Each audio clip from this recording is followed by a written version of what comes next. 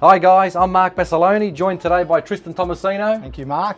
And we're from Biggin and Scott in West. In West, and today's the first of our very exciting monthly editions. It is. Monthly wrap. So today we're going to be talking about the month of February, Yep. which was an absolutely exciting month.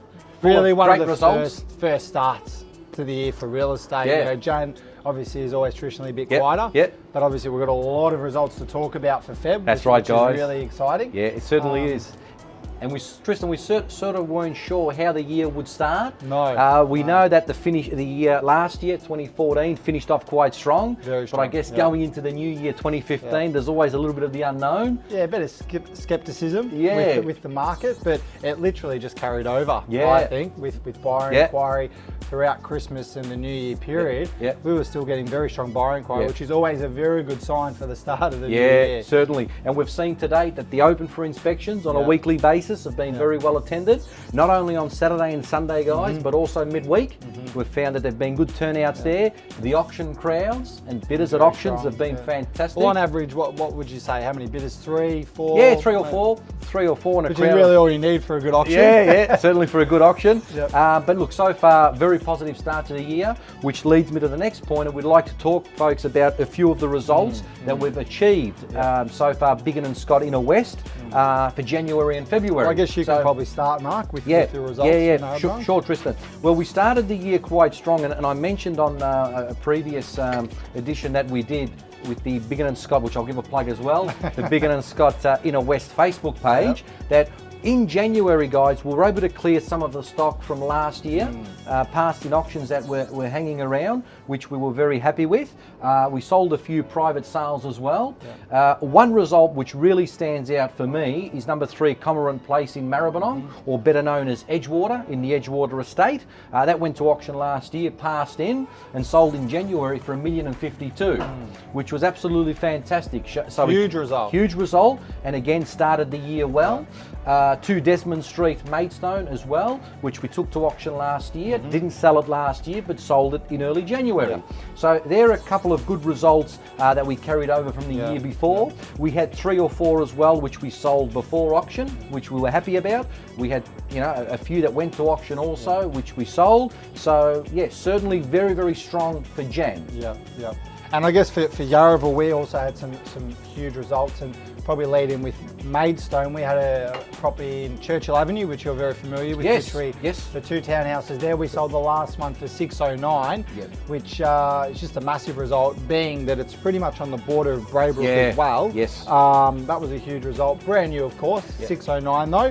We also had 2 of 53 Stephen Street in Yarraville, which Matthew Alderman sold from the Yarraville office, and that sold before auction for $382, which was a huge result, being that it was a 2-bedroom apartment of about 60 square metres with no balcony or courtyard space. Rita Galati also sold Hopkins Street in Footscray. That one there sold for $310 before auction, little 1-bedroom. And we also sold one in Cross Street in West Footscray.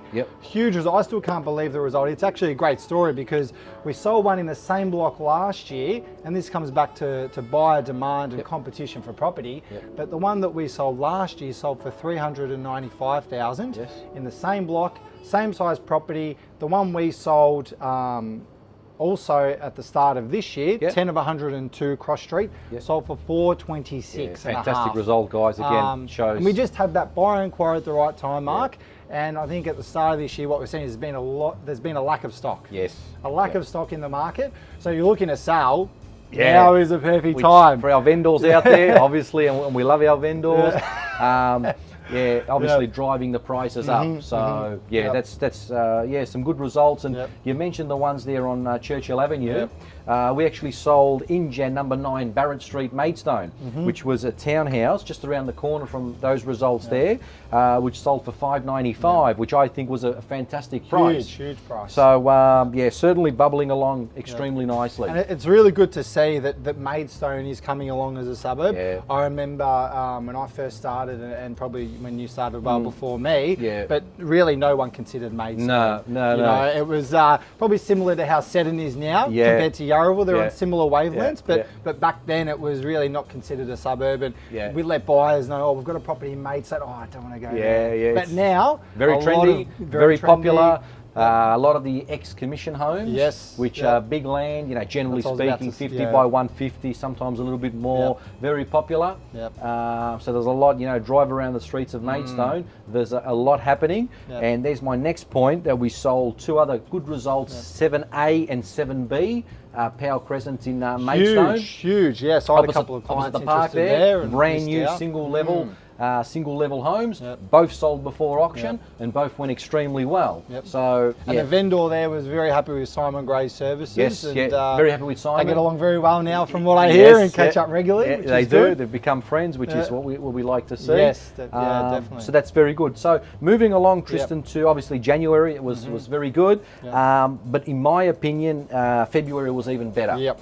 Feb was even better with the amount of sales that we made, the amount of buyer activity, the amount of buyer inquiry that we found via phone, via email, via SMS. And that's always Absolutely a good indicator fantastic. as to how the rest of the year is going to be, I think. Yeah. If you have a really strong Feb for Yeah. us traditionally, Yeah. it's really going to mean the rest of the year is going to travel along really We've well. set I the think. right platform, Yep. and certainly it's all heading in Yep. the right direction and all guns Yep. blazing now. But just to run through a few results in Feb, which I was very, very happy about. One which stands out, folks, is number 21 Van Ness Avenue.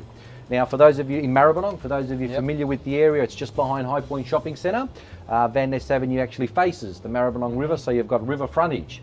That property there, the sales team went through, and everyone thought between 7 to 750. We had a bit of competition there, and it sold for 800,000.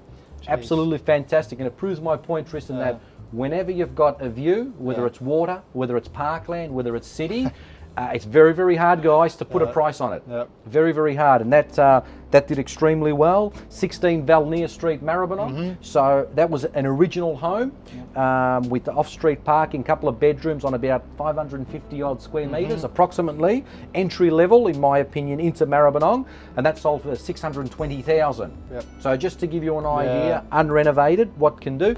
But the two which I was very happy about were the two side by side in Braybrook. Number 18 and number 20, Adamson Street, Braybrook, opposite the old Skinner Reserve there, where Footscray used to play, well, known as Western Bulldogs now. People correct me on that all the time. Where the old Footscray used to play some practice games there. They sold side by side, number 18. They sold both in the early fives. Development sites? Development sites. Yeah. Again, Braybrook following, as you said, what's happening in Maidstone is now happening in Braybrook. And we found that in Spotswood as well. Yeah. We sold one in Strong Street, number 8 Strong Street in Feb, and that sold for 605. Yep. Once again, a development site, Yep. we thought, but an owner-occupier bought it. Yeah. So it comes Yep. back, you never count anyone out, I think, with if it is looking like it could be a development site, you never know who the buyer could be. Yeah, and another huge result, folks, number 26 Inkerman Street, Maidstone. Just over 700 square metres there, original 1950 weatherboard home, 2 bedrooms, lounge, dining, sold for 817,500 before auction. So well done to Nick Medicine, Paul Boykos on achieving a fantastic result before auction for our vendor there, who, as you can imagine, 817,500, Inkerman Street, number 26, absolutely ecstatic. Huge. So a huge result. You probably remember, Tristan, before Christmas we had 3 townhouses in Omar Street, block number 4, 1, 2 and 3. They've all sold now. Vendor very, very happy with the results achieved there. So again, as I say, we were able to back up February what we did in Jan. So are there any results you want to go over for Feb? Well, I just touched on a few with Spotswood and obviously Stephen Street, but that probably leads me into my next point, which is the market in general. Because obviously we've got a lot of activity, as you can see, with the amount of properties we've sold. But in general, in the inner west, what we've seen is there's been a real big trend of buyers coming from the eastern suburbs. Yeah, very much so, folks. Very much so. We have a lot of offices in the east, in Richmond, Perrance and Kildare, Elsternwick, those areas where they're just getting priced out, and they're coming over here, and it's just more of an affordable option. And I think that's probably a good time to run over the average prices. I think so, Tristan. I know the clearance rate for Feb for all of Melbourne was 71%. Yes. So, in simple terms, basically 7 out of 10 properties were selling before auction or on the day, which is a sign it's a very strong market. Well, look, Tristan, there's no doubt that the auction process, and folks, for those of you who know me, know that I put a lot of emphasis on the word process because it's not all about the actual day itself. Yep. You know, it can be sold before auction, obviously the day, or it can be sold after. But I think it's the actual auction process that works very well and ultimately allows us to get our vendors the best possible price. Definitely. So I couldn't agree with you more, Tristan. And just to touch on the medium house pricing, obviously we've done some homework here. We have. Maidstone medium house price $587, which is absolutely fantastic, because I can assure you when I first started real estate, it wouldn't have been $587. I reckon lucky if it was 180,000 Yes, in Maidstone. So $587 for Maidstone. Again, it shows what's going on in the area. Maribyrnong, which doesn't surprise me, obviously there's a lot of attractions in Maribyrnong, being on the border of Ascot Vale, Moonee Ponds, Essendon. 750 is the and we spoke about that at the end of last year as well, with the average prices in the area, and I couldn't believe how much Maribyrnong. Oh, it's fantastic, mate. And the estates, and I think I mentioned it to you this morning. We've obviously got the Waterford Green Estate, we've got the Edgewater Estate, and one that not everyone knows about, but the Riverbank Estate. Well, I didn't know about it. You asked me about it until you mentioned it. We've got one for sale, number 5, New Grand Road in Maribyrnong, which Paul Boykos is working very hard. That will be sold in the next 24, 48 hours. We expect in excess of 1.2 million. Just on that as well, it's amazing how $1 million doesn't get you that much money anymore, does it? That's right. That's right, Tristan. Yeah. Once again, coming back to when we first started, if you had $1 million, you could have bought half of Yarraville. But unfortunately, now, not anymore. It's just amazing. You know, you see in the papers all the time. They go over the $1 million suburbs now, and I think Richmond was one of the ones that the average price went over $1 million at the end of last year. And it's just amazing now that really, as I said before, $1 million doesn't get you much money. Yeah, exactly right. Like even West Footscray. Again, those who know me know I'm from Footscray, West Footscray man. 622. Tristan, 622 the median price there. You know, some beautiful period homes. You know, good streets there. And there were a few there recently that sold for in excess of $850. Yeah, great results. You know, very nice homes, but renovated you know, 3 or 4 years ago, so not modern renovations. But pulling good prices. Footscray, $650. You know, so Footscray, obviously being on the CBD's well, they've got 8-Bit now, the burger shop there. I love going there. And better bite in there. I know Daniel Baroni, one of the guys in the office, loves the pork rolls. Pork rolls on Upton Street. We won't get into too much detail about it. There's a bit of a funny story behind there. But it's just become, I think the gentrification of the whole suburb has changed dramatically over the last 2 years. 100%. I know there was a property there, we didn't sell it, but it sold for in excess of $1 million recently. So just huge prices as well in Footscray. And the one I want to talk about is Braybrook, because obviously we've had, Tristan, some good activity in Braybrook. Very good activity, medium house price there, $495. So there's been a jump there as well in Braybrook. And again, not local people coming into Braybrook. You know, which we've found time and time again. And the last one I'll talk about before you can go through the other suburbs, Sunshine, $472, the medium house price. So Sunshine, and once again, we've started to get a lot of properties for sale in Sunshine. I think a lot of vendors notice that we can bring buyers from Maribyrnong, Yarraville, who have a little bit more money to spend, and will look at Sunshine as an option and now. Good value for money. Exactly. Good value for money. You know, I think you're probably talking about $200, maybe $300 difference in what you can get Maribyrnong, Yarraville compared to Sunshine. I couldn't agree more. And I guess for us in Seddon, the average price there $745, and it's actually just amazing because that's actually $35,000 higher than Yarraville, which is $710. So touching on what I said before, really with Seddon now, it's actually gone above Yarraville. But once again, there's not much that sells there. So when something does come up for sale, people just jump on it. It's a great little suburb. You know, Tristan, when I was growing up, Seddon was known as Middle Footscray. Well, it's got Middle Footscray train station. Middle Footscray it was known as. So so very popular suburb. Kingsville, $690. So that's another little hidden spot that a lot of buyers actually don't even know about. You know, a lot of buyers know about Maribyrnong, Yarraville, West Footscray. Kingsville, When I mentioned Kingsville to them at open homes and property, where's that? So it's a still little hidden gem, and I think it's still very undervalued. And some great period homes in there as well. Definitely. Spotswood, $660.